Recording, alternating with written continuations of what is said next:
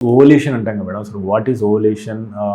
Ovulation యొక్క ప్రాముఖ్యత ఏంటి? సో మీరు ఎలాంటి సూచన చేస్తారు? సో ఓవ్యులేషన్ అంటే ఫస్ట్ మనం మెన్స్ట్రల్ సైకిల్ అంటే ఏంటో అర్థం చేసుకోవాలి.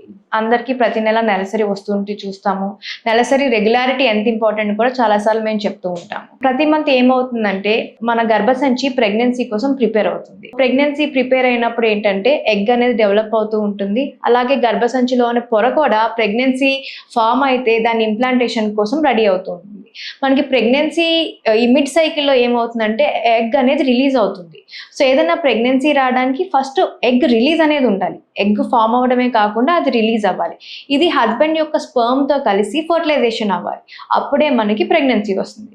సో ఎవరన్నా ఉమెన్ ఒక రెగ్యులర్ సైకిల్ ఉంది అంటే మనకి ఓకే వీళ్ళకి ఓవ్యులేషన్ కూడా టైంకి అవుతుంది అని మనం భావిస్తాం. సో ఈ ఓవ్యులేషన్ అయితేనే మనకి ప్రెగ్నెన్సీ వచ్చే అవకాశాలు ఉంటాయి.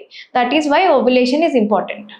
సో మనకి ఇప్పుడు ఓవ్యులేషన్ అవుతుంది, యూట్రస్ కూడా ప్రెగ్నెన్సీకి ప్రిపేర్ అయింది, కానీ మనకి ఆ కపుల్ కలవలేదు, లేకపోతే ఆమెకు పెళ్ళి అవ్వలేదు అంటే కనుక అప్పుడు అది విత్డ్రా అయిపోతుంది అనమాట. హార్మోన్స్ అన్ని రెడీ అవుతాయి ప్రెగ్నెన్సీకి, ప్రెగ్నెన్సీ అనేది జరగలేదు, అప్పుడే ఇది మనకి మెన్స్ట్రల్ బ్లడ్ కింద బయటకు వస్తుంది. That is a normal menstrual cycle what happens in every women. మీరు తీసుకునే అదే మందులు, అదే నాణ్యమైన మందులు మెడ్ ప్లస్ బ్రాండ్స్ పై సగం ధరకే.